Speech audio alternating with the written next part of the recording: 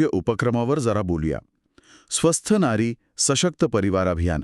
आपल्याकडे मोहोळ तालुक्यातल्या एका आरोग्य शिबिराची माहिती आहे आणि त्यातून समजून घेऊया की हे अभियान नेमकं काय आहे, कसं चालतं आणि त्याचं महत्त्व काय आहे. तर सुरुवात करूया या शिबिरातसून. हे कुठे झालं होतं नक्की आणि कसं आयोजन होतं? हो.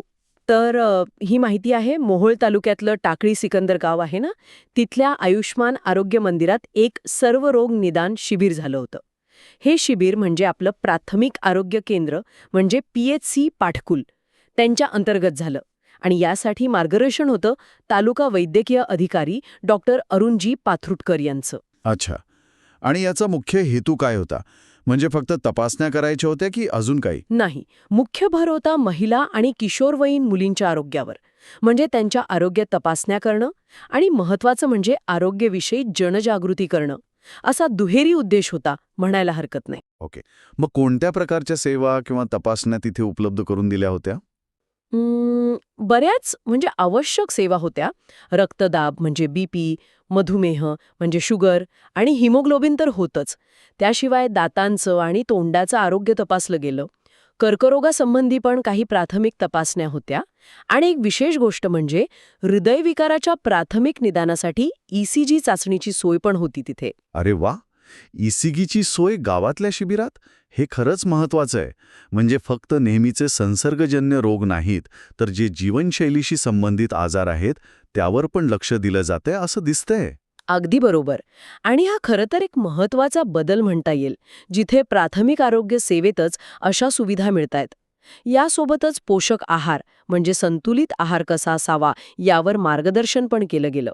आणि राष्ट्रीय आरोग्य अभियाने आहेत ना आपली, त्यांच्याशी पण हे जोडलेलं होतं. जसं की ॲनिमिया मुक्त भारत, महिला आणि मुलांमध्ये रक्ताची कमतरता असते ती कमी करण्यासाठी त्याबद्दल माहिती दिली गेली.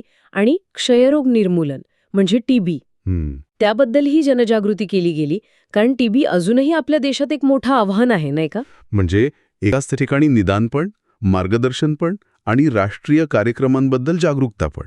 हा एक खूप चांगला सर्वसमावेशक दृष्टिकोन दिसतोय. पण मला एक विचारायचं होतं की अशा शिबिरांचा परिणाम टिकवण्यासाठी नंतर पाठपुरावा किती महत्वाचा ठरतो, त्याबद्दल काही कल्पना? दान होणं ही तर फक्त पहिली पायरी झाली, पण त्यानंतरचा उपचार आणि नियमित पाठपुरावा म्हणजे फॉलोअप ते खूप महत्वाचं असतं. या शिबिराच्या आयोजनात जे पाटकुल प्राथमिक आरोग्य केंद्राचे वैद्यकीय अधिकारी होते, डॉक्टर सुमित होनमाने आणि डॉक्टर राहुल गावडे, त्यांनी विशेष नियोजन केलं होतं. आणि डॉक्टर जयवंत देशमुख आणि त्यांची टीम होती, त्यांनी पण ते यशस्वी करण्यासाठी खूप मेहनत घेतली.